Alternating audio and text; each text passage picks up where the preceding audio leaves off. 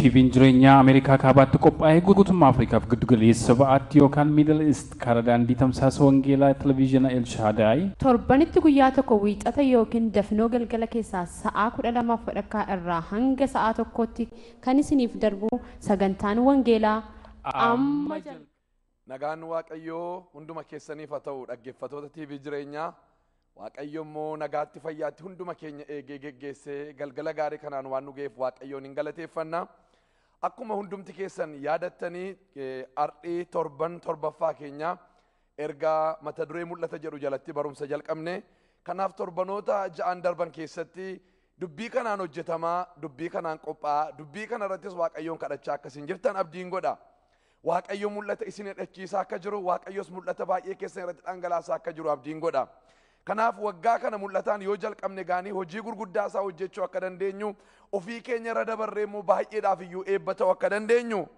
kadhannaa kootiif amantii kooti maqaan waaqayyoo haa galateeffamu barumsa keenya itti fufuudhaaf kadhata gabaabaa mataa keenya gadi qabanneetu waaqayyoon kadhannaa hundumti keessan iddoo jirtanitti jaalala keessan yoo ta'e mataa keenya gadi qabanneetu waaqayyoon kadhanna yaa waaqayyo abbaa keenyaa isa waaqarra jiraattu gooftaa bara baraa guutummaa torban kanaatti jireenya keenya nagaadhaaf fayyaatti eeddee galgala gaariidhaaf eebbifamaa kanaan immoo waan nu geesseef maqaa gooftaa Yesuus Kiristoosiin galannii ulfinni teessoo kee irratti siif haa ta'u ammas yaa waaqayyo sagalee kee dhaga'uudhaaf fuula kee dura dhufneerra Maariyaam qooda gaarii fo'atte jedhamee caafame akkuma jiru qoodi keenya yaa waaqayyo dubbii kee dhaga'uudha gooftaa kanaaf iyyuu maqaa gooftaa Yesuus Kiristoosiin hafuura qulqulluudhaan tokkoon keenya iddoo jirru hundumaatti sagalee kee nutti dubbachuun jaalala kee haa ta'u ani yaa waaqayyo iddoo kanan dhaabadhee barsiisuudhaaf miti kan barsiisu hafuura qulqulluudha ani ofii koon sii kennaa waaqayyo naan daattee saba keetti dubbachuun maqaa Yesuus Kiristoosiin jaalala kee haa ta'u kan kanaan mormu ergamaan diinaaf seexanaa iddoo jiru hundumaatti hidhamu sabi kee gurri isaa banamee dubbii kee dhaga'u maqaa gooftaa keenyaa maqaa Yesuus Kiristoosiin ameen isin yaadachiisuudhaaf torbanarraa mul'ata fudhachuu isa jedhu walii wajjiniin dubbii waaqayyoo keessaa barachaa turre mul'ata gaanii hin fudhannaa jenne hin fudhanna malee kan keenya miti ofii keenyaatu hojjetanna miti akka barbaannetti akka nuti toletti akka nu ta'ettitu namoota birattis fudhatama akka qabaatu goonee gara barbaannetti jal'imnee ofii keenyaa hojjenna miti mul'ata akka suphee dhooftuun suphee ishee hojjettutti nus ofii keenyaa hojjenna miti mul'ata waaqayyoon biraatu fudhanna erga waaqayyoon biraa fudhanneetu akka waaqayyo nutti agarsiisanattitu isa keessattitu daangaa isaa eenneetu hojjennaa jechuudha mul'ata kanaaf egaan isa kanatu walii wajjin ilaaluu jalqabne attamitti fudhanna isa jennu qabxii gurguddaa sadii walii wajjin ilaalle inni tokkoffaani waaqayyoonitu gaafannaa jenne mul'ata kan kennu waaqayyo sababa ta'eef fuula waaqayyoo duratti dhiyaanneetu yaa waaqayyoo maalittiin uumame ani mul'ata jechuun eenyummaatti uumamne jechuudha jenneerra sababa ta'eef gaafa jalqabnu maalittiin uumame ani maal akkan hojjedhu barbaadda jenneetu mul'ata waaqayyoon gaafannaa jenne lammaffaa irratti immoo isarraa uumamnetti maxxanuudhaanitu inni waaqayyoo itti nu uume sun nu keessaa ba'aa jenne inni nu irraa uumamne yookaan nu irraa dhalanne immoo waaqayyo sababa ta'eef waaqayyotti maxxanu mukeetiin lafarraa argaman sababa ta'eef lafatti akkuma maxxanani qurxummiin immoo bishaan keessaa argame sababa ta'eef bishaanitti akkuma maxxanu bishaanitti ba'ee jiraachuu akkuma hin dandeenye nuyis waaqayyo irraa argamne sababa taaneef yeroo waaqayyotti maxxannu ayyaanni waaqayyoo suni humnaan dhufee jireenya keenya keessa darba yeroo sanatu mul'ata arganna mul'anni sun immoo ulfina waaqayyootiin golboobameetu hojii itti barbaadame sana hojjechuu danda'a inni sadaffaan ija waaqayyootiin ilaaluu jenne inni kun egaa qabxii bal'aadha sababiin isaa namoonni ija afuriin ilaalu jenne torbanarraa yaadatu yoo ta'e namoonni tokko ija ofii isaaniitiin itu waa ilaalu ija foonii isa nuyi jennu namoonni tokko immoo ija namaatiin waa ilaalu jenne namoonni tokko immoo ija seexanaatiin itu waa ilaalu jenne namoonni tokko immoo ija waaqayyootiin itu ilaalu jenne namoonni ija ofii isaaniitiin ilaalan egaan akkuma namni kamiyyuu arguu danda'utti argu fakkeenyaaf gaaddonni warri kudhanii suni nu ija keenyaan ilaallee jara duratti quruphisaa jedhani deebinee immoo ija jaraatiinis yeroo of ilaallu jedhani ija isaanii durattis nu quruphisaa jedhaniitu dubbatani Phaawulos ergamaan immoo akkas jedha warra Qorontoositti yeroo dubbatu warra Qorontoosiif yeroo barreessu nuyi warra ofii fi dubbatan sanatti of lakkaa'uudhaaf yookiinis isaaniin of qixxeessuudhaaf ija hin jabaannu isaan ija ofii isaaniitiinitu walii isaanii safaru, walii isaaniitiinis walii isaanii qixxeessu. Kunis gowwummaa isaaniiti. Nuyi garuu safara malee of hin jajnu. Of jajuun keenyas isa Waaqayyo hojiidhaaf safaree nuuf laannaan nuyis immoo ittiin isin bira geenya keessaa hin ba'u jedheetu lammaffaa Qorontos boqonnaa 10 lakkoofsa 12-13 irratti dubbata. Phaawulos waa'ee namoota warra kaanii dubbata. Waa'ee warra kamii? Waa'ee warra ija isaaniitiin wal safaranii, waa'ee warra kaaniin ofii isaanii qixxeessanii, kan isaan ittiin wal safaranii ija isaaniitiin, kan isaan ittiin walii isaanii qixxeessan immoo warra kaaniin. Ani abaluura nan caala jedhu, abalummoo na caala jedhaniitu yaadu. Namaanitu of qixxeessu jechuudha. Inni kuni gowwummaadha jedha Phaawulos. Gowwummaadha. Nuyi garuu akkasin goonu ija keenyaanis of hin safarru, namaanis of hin qixxeessinu. Nuyi safarri nuu kennameeraadha. Waaqayyoon biraa safarri nuu kennameeraadha. Akka nuyi hojjennuuf wanti Waaqayyo safaree nuu kenne sababa jiruufi safara Waaqayyo safaree nuu kenne sana keessatti erga ofii keenya ilaallee booddee hammam hojjennee hammamtu immoo nu hafee hammam booddee hafne jenneetu achi keessatti safarreetu of ilaallaa jedheetu dubbata.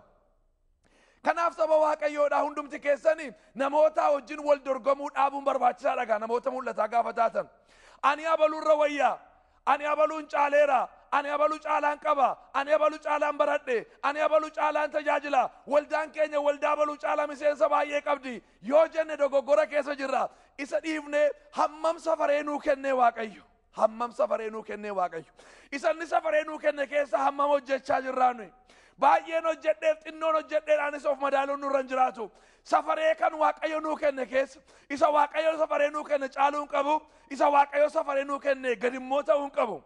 Kanaaf safara sana keessatti of ilaaluun barbaachisaadha jechuudha. Namooti kana ta'uu danda'an egaan namoota ija Waaqayyootiin ilaaluu danda'antu safara sana arga. Maqaan Waaqayyoodhaa bara baraan kan eebbifame haa ta'u.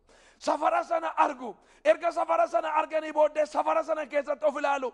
Kanaafitu Phaawulos safara sana keessatti of ilaalee erga raawwatee booddee anamma fixeeraa jedhe. Raawwadheeraani kaachuu kooyi. Anamma nan deemaa gonfoo ulfinaatu na argaa jiraadha. Yaa Ximootiyoosatti sariifattee gara koo dhufuudhaaf jabaadhu ittiin jedhe Ximootiyoosiin. Safara sana keessatti of ilaale.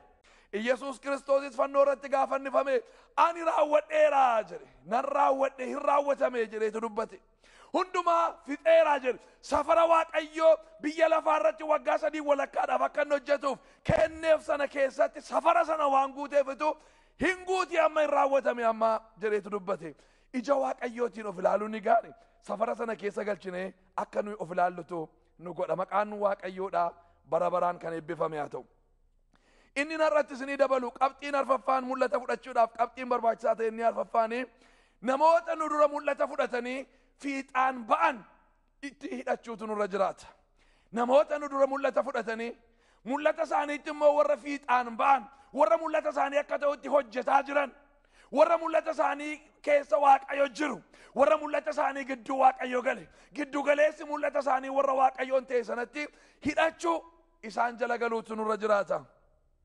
Warri adiidha hiriyaa keenatti mi ani immoo dhuma keessatti maa jedhu hiriyaan kee dhuma kee murteessaa jechuu isaaniiti.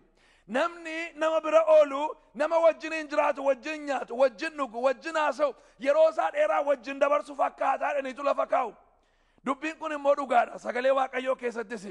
Fakkeenya yoon isinii kenne Daawiti biyya Israa'el keessa sababa mooticha Saa'oliif jiraachuu dadhabee biyya Israa'eliin dhiisee yeroo gara biyya Filisxeemotaatti baqatu namoota waa'ee hin baafne jedha Macaafa Qulqulluun. Namoota 600tu isa duukaa bu'ani. Namooti 600 kun warra mootummaa Israa'el keessa jiraachuu hin dandeenyedha. Warra yakka garaagaraa godhan, tarii warra nama ajjeesanii barbaadaman, tarii warra hacanii barbaadaman, tarii warra siyaasa yookaan mootummaa Saa'ol jala jiraachuu dadhabanii isarratti hammeenyaan ka'anii warra mootichi ajjeesuuf barbaadu. Garuu waan fedheef iyyuu sababa garaagaraatiin biyya keessa jiraachuu dadhabanii, yakka garaagaraatiin biyya keessa jiraachuu dadhabanii warra duukaa bu'anidha. Namoonni 600 warra Daawitiin duukaa bu'e. Namoota waa'ee hin baafne jedhaani Macaafa Qulqulluun, namoota waa'ee hin baafne. Isaan kanatu Daawitiin duukaa bu'e. Daawit duukaa sababa bu'aniif garuu namoonni waa'ee hin baafne kuni jireenyi isaanii jijjiirame, ilaalchi isaanii jijjiirame, yaadi isaanii jijjiirame, karoorri isaanii jijjiirameetu namoota mul'ataa ta'ani. Namoota hojii ta'ani. Hattuutu duukaa dhaqe yoo ta'e hanna isaa dhiisee akkamittiin hojii hojjedhee namoota baay'ee eebbata. Ajjeesaatu duukaa bu'e yoo ta'e ajjeechaa isaarraa qalbii diddiirate akkamittan kana booddee jireenya koosa durii dhiisee har'a jireenya Waaqayyoon gammachiisuuf jireenya saba Waaqayyoof bu'aa buusu jiraachuu danda'a. Isa jedhutti gatta'anii hojjetanii nama mul'ataatti waan hidhataniif jireenyi isaanii jijjiiramee namoota mul'ataa ta'ani. Maqaan Waaqayyoo galateeffamu. Yeroo Daawit deebi'ee erga Saa'ol du'ee booddee biyya Israa'elitti deebi'u jarreen 600 kuni Daawitii wajjinitu biyyichatti deebi'ani. Yeroo biyyichatti deebi'anii ministeerota ta'ani. Inni tokko ministeera bishaanii, inni tokko ministeera lolaa, inni tokko ministeera qonnaa, inni tokko ministeera barnootaa waan garaagaraarra bobba'aniitu geggeessitoota biyya geggeessan namoota biyya bushan ta'aniitu argamani. Eeyyuutu namoonni waa'ee hin baafne. Sababa maaliitiif? Sababa nama mul'ataatti hidhataniif. Namni isaan itti hidhatanii waa'ee hojii, karoora jireenyaa, karoora guddinaa, karoora bulchiisaa waan baasuufi har'aa borisa waan dhaga'aniifi yaada isaanii kaleessaa isa waa'ee hin baafne, jireenya isaanii kaleessaa isa waa'ee hin baafne, hanna isaanii kaleessaa, soba isaanii kaleessaa, oduu isaanii kaleessaa, yakka garaagaraa irratti bobba'uu isaanii kaleessaa irraanfataniitu har'a namoota mul'ataaf, namoota hojii, namoota biyya jijjiiran, namoota biyya geggeessan ta'aniitu jireenyi isaanii waggaa muraasa gidduutti jijjiirameetu dhufanii Daawitii wajjiniin biyya geggeessuu jalqabani. Maqaan Waaqayyoodha haa galateeffamu. Loltoota jajjabootu keessaa bahe. Loltoota gurguddaa hidda darbatanii yookaan xiyya darbatanii hin dhabnetu keessaa bahe. Maalirraa dhufe kuni? Nama mul'ata qabutti hidhachuu isaaniirraa kan ka'e. Kanaaf nama mul'ataatti nus har'a yoo hidhanne namoota mul'ataatu taana. Mul'atatu jireenya keenya keessatti dhangala'aatu adeema. Nama jalatti guddan nurraatu dibata fuuna. Ayyaana isarra jirutu nurratti dhangala'a. Ayyaana isarra jirutu. Dibata nurra jirutu isatti dhangala'a. Kanaaf iyyuu eenyu jalatti guddachaa akka jirru beekuun barbaachisaadha. Eenyu jalatti guddachaa akka jirru. Namootuma dibatirra jira jalatti guddachaarra yoo ta'e wanti nurratti dhangala'u hin jiru jechuudha. Sobdoota jalatti guddachaarra yoo ta'e sobatu nurratti dhangala'a. Warra waliin dhooftuu jalatti guddataa irra yoo ta'e isatu nurratti dhangala'a. Waanuma namicha keessa jirutu nurratti dhangala'a. Kanaaf iyyuu namoota mul'ataa ilaallee isaan jalatti hidhachuun yookaan immoo isaan jalatti hiriiruun barbaachisaadha. Eelsaanii seenaa Eelsaadhaa beektu hundumti keessanii Eelsaan qote bulaa fiixaan ba'ee fiidha yookaan immoo qote bulaa badhaadhaadha. Qotiyyoo cindii 11tu qota ture, hojjetoota 11 maasiisaa keessaa qaba ture. Inni immoo isa 12ffaatiinitu qota ture. Eliyaas namni jedhamu dhaqeetu uffata isaa irra buuse. Yeroo Eliyaas uffata isaa irra buusu kana jechuun jedhee hiikkate qooda Eliyaas raajii akkan ta'uuf Waaqayyo na barbaadeera jechuudha jedheetu mul'ata fudhate. Gaafa Eliyaas wayyaa isaa irratti diriirsu. Elsaan gaafa mul'ata argatee kaasee isatti jirutu dhiise. Bizinesa jalqabee jiru yookaan qonnaa jalqabee jiru sana cufeetu gara Waaqayyootti isa barbaadutti deeme namni kuni. Isatti deeme. Isa ta'uudhaaf immoo nama kanatti dhaqee hidhate. Eenyutti hidhata? Eliyaasitti dhaqeetu hidhate. Sababiin isaa dibata raajummaatu irra jira. Eliyaas immoo Elsa immoo raajii akka ta'uuf iddoo Eliyaas Waaqayyo waan isa waameefi ayyaanni nama kanarra jiru anarratti yaadu fudheetu isatti hidhateetu hidhatatee isaa wajjiniin hojjechuu jalqabe. Jireenya isaa isa guddaa kaleessaa dhiisee, ulfina isaa isa baay'ee kaleessaa dhiiseetu har'a dhufee harka Eliyaas irratti bishaan buusuudhaanitu jalqabe. Duwwaarraa jalqabe jechuudha. Duwwaarraa jalqabe. Egaa namoonni kan isaan hin jaallanne kana anetuun horii guddaa qabu, anetuun beekumsa guddaa qabu, anetuun kennaa guddaa qabu, anetuun akkas qabu, anetuun akkas ta'ee jiru, kaleessa immoo akkas hojjechaa utuun ture, waan akkasii hojjechaa hin ture kaleessa immoo har'a akkamittiin ana baluun jala galee isa jalatti guddadhaa jedhu. Of tuulummaan keenya gaaddoo kanatti nu rakkisa. Isa jala galuu jechuun isaa gadi ta'uu jechuu miti yookaan garbicha isaa ta'uu jechuu miti. Tarii nama jala galtee dibata dachaadhaan si kaasataa Waaqayyo. Elsaa'i Eliyaasin jala galeetu erga Eliyaasin jala galee booddee ayyaana dachaa lamatu fuudhee bahe. Sababiin isaa namni inni itti hidhate Eliyaas suni nama mul'ata guddaati. Nama ayyaana guddaati. Nama guddaa amanuudha. nama guddisee karoorsuudha, nama guddisee yaaduudha, akka gochuu hin dandeenye nama jedhuudha. Kanaaf iyyuu nama akkasii jalatti guddeessa hubatee fi innis akkasaa guddisee amanuu sodaatu ture. Maal barbaaddaa? Ayyaana dachaa lama, dibata dachaa lama, ulfina dachaa lama jedhee kadhachuudhaaf inni jalatti guddate suni murteessaadha. Maqaan Waaqayyoodha bara baraan kan eebbifame haa ta'u. Har'as Waaqayyo namootatti akka nuyi hidhannutu barbaada. Namootatti akka nuyi hidhannu. Ergamaan Gabri'eel gara Maariyaam dhufee Maariyaamii ilma da'uudhaaf akka isheen jirtutu itti hime. Ati ayyaana qabeetti dubartii keessaati kan galateeffamteedha. Waaqayyo gooftaan maccaasii wajjiniin jira. Ilma hin deessaa, inni achi deessu immoo guddaa ilma Waaqayyoodha hin jedhama jedheetu itti hime seenaa sana. Attamitti ta'a jettee erga gaafattee booddee akka itti ta'u hundumaa itti hime.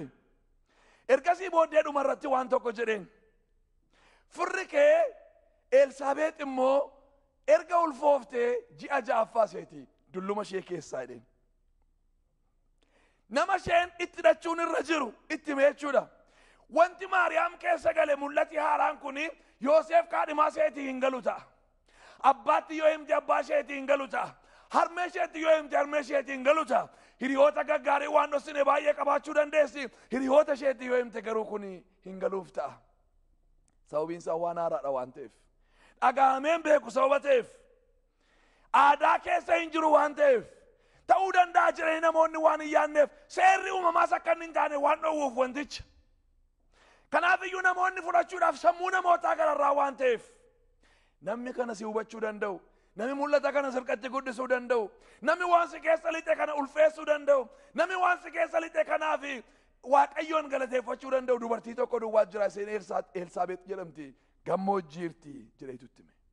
Kanaaf isheen kaateetu waan ta'e eenyuttuutu mari'atin gara Elsaabeexiin naqxe. Elsaabeex immoo ji'a ja'a guutuudhaaf dulluma keessa ulfaa'uunis namootatti kolfa sababa ta'eef inni seera uumamaatii ala waan ta'eef. Ji'a ja'a guutuu mana see keessatti namatti himattu dhabdee, namatti haasoftu dhabdee, mana see keessatti ukkaamamtee teessi. Mucaan isee keessaas akka waan du'aatti ciisa ture Yohaannis. Mucaan gaggalagaluutu irra ture. Yeroo kanatu Maariyaam naxxee gaafa seen mana Elsaabeexitti ol lixxu mucaan isee keessa jiru gammachuudhaan utaale jedha. Ayyaanni Elsaabeex keessa jiruu fi ayyaanni Maariyaamiin keessa jiru wal simate. Haleluuyaa. Namoota ayyaana nu keessa jiru simatan, namoota ayyaana nu keessa jiru guddisan, namoota waa'ee ayyaana nu keessa jiru beekan, namoota ayyaana nu keessa jiru beekanii nutti himanii jabaadhu nuun jedhan nu barbaachisa. Namoota hundumaatu mul'ata guddisuu danda'a miti. Namoota hundumaafis mul'ati gala miti. Namooti baay'een warra mul'ata ajjeesanidha. Namooti baay'een warra mul'ata ukkaamsanidha. Namooti mul'ata akkuma Yoosef tarii namoota baay'ee biratti hin jaallataman ta'u. Akkasuma immoo jibbamuun baay'een akka jiru, tuffatamuun baay'een akka jiru, namatti adda ba'uu baay'een akka jiru. Namoota mul'ata guddisaniif, namoota mul'ata kunuunsanis Waaqayyoo namaaf hin kenna. Kanaaf iyyuu namoota hamma kana keessaa warra mul'ata ajjeesan adda baafne, warra mul'ata guddisan duukaa hiriiruun akka nurra jiraatutu kutaan dubbii Waaqayyoo kun nu barsiisa. Egaan Maariyaami inni seen baattee jirtu mul'ati inni seen ulfoofte isa Elsaabeex baattee jirtu caala. Haa ta'u iyyuu malee garuu Elsaabeex jalatti guddachuutu irra ture. Elsaabeex jala teessee barachuutu irra ture. Hamma Elsaabeex deessutti iddoo sana turte. Ji'a hamma kana guutuu ergachi turtee booddeetu deebiteetu gara iddoo isheetti yookaan immoo gara biyya isheetti deebiteetu galte. Elsaabeex jala teesseetu maal goote? Isa kan Elsaabeex baattee jirtu yookaan immoo isa Yohaannis cuuphaa caalu Iyyasuus Kiristoosiinitu deesse Maariyaam. Elsaa'iis immoo Eliyaasiin jala taa'eetu ayyaana Eliyaasiin caaluun garuu ayyaana si'a lamaanitu ba'e. Kanaaf namoota jalatti gad of deebisanii barachuun isaaniin gad ta'uu miti. Ayyaana caaluuf dibata caaluun Waaqayyo gooftaan maccaasi baasuu danda'a. Garuu isaanitti hidhattee akkati jalqabdu barbaada Waaqayyo. Isaanitti hidhattee mul'ata akkati fudhattu, toora akkati qabachiiftutu Waaqayyo gooftaan maccaa barbaada. Isa kanatu barbaada Waaqayyo. Inni shanaffaanii fi inni dhumaa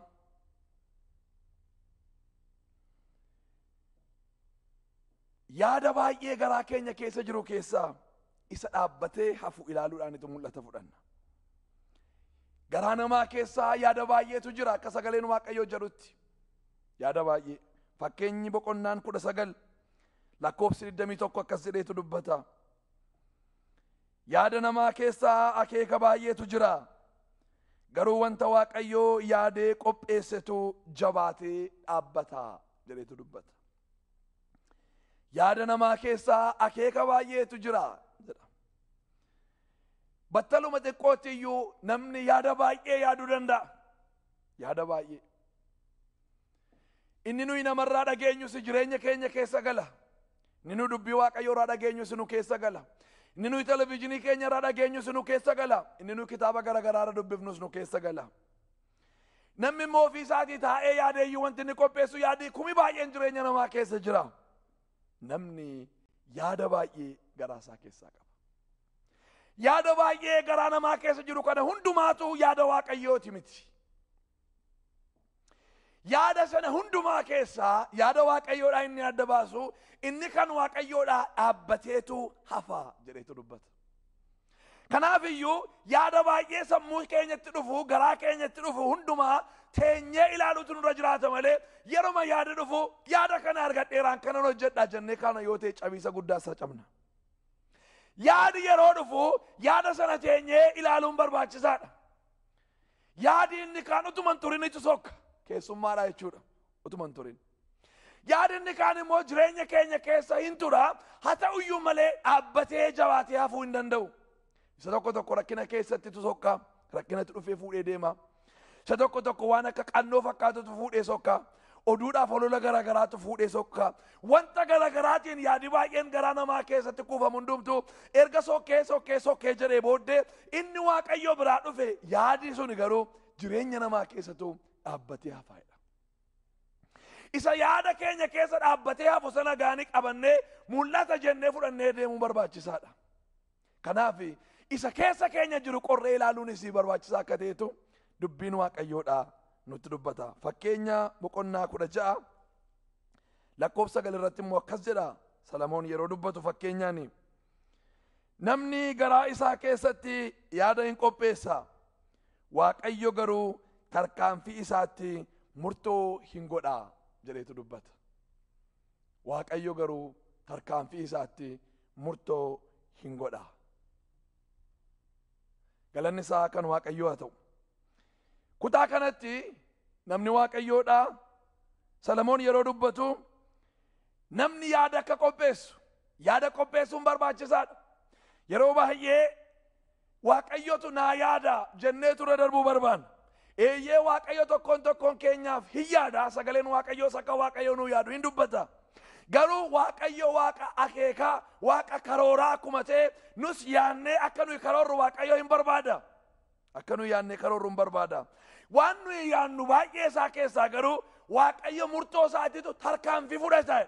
Waaqayyo yeroo nuyi murtoo fudhachuuf jedhu dhufeetu gidduu galee yaadinni kan namaa dhaabatee yaadinnan keenya hafeetu yaadinni kan isaatii duwwaan akka inni fiixaan ba'uu fi gidduu galachuudha Waaqayyo yaada keenya isa baay'ee gidduu.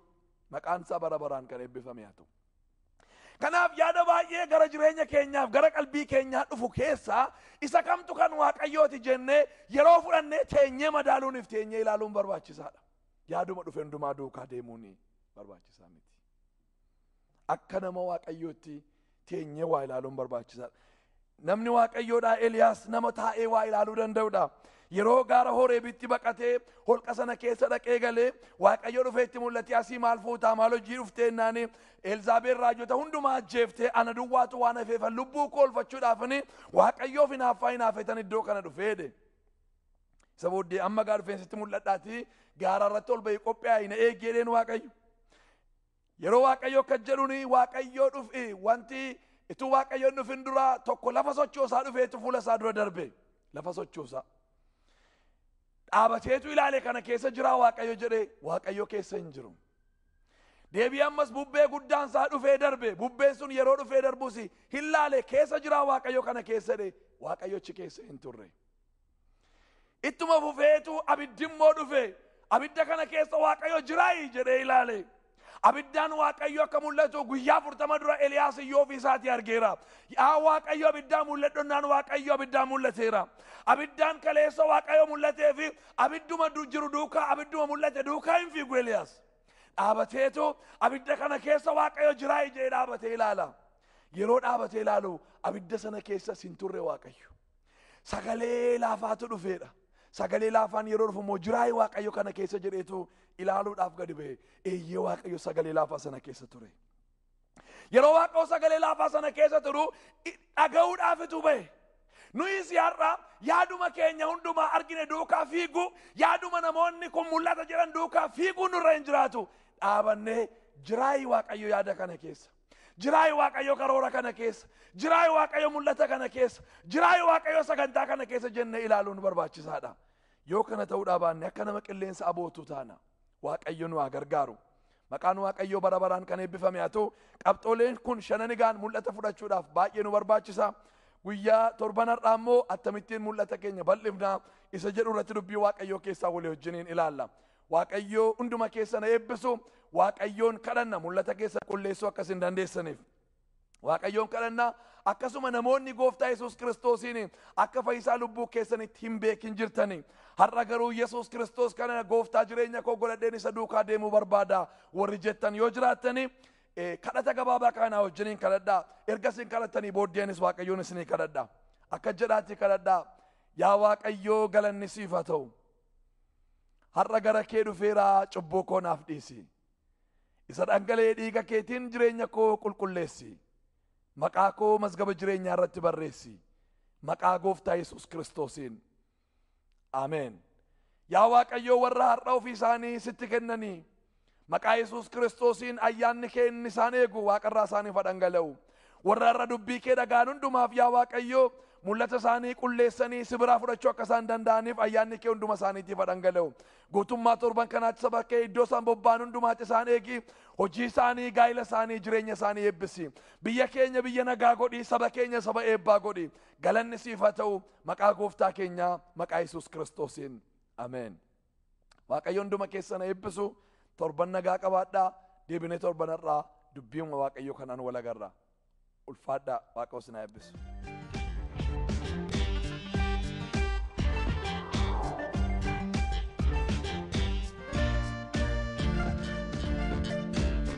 Kadhannaan keenya ijoolleen umurii hundi warri DVD keenya ilaalan waaqayyo kaayyoo itti isaan uume adda akka baafataniif kaayyoo isaaniif immoo akka jiraataniif gargaaruudha.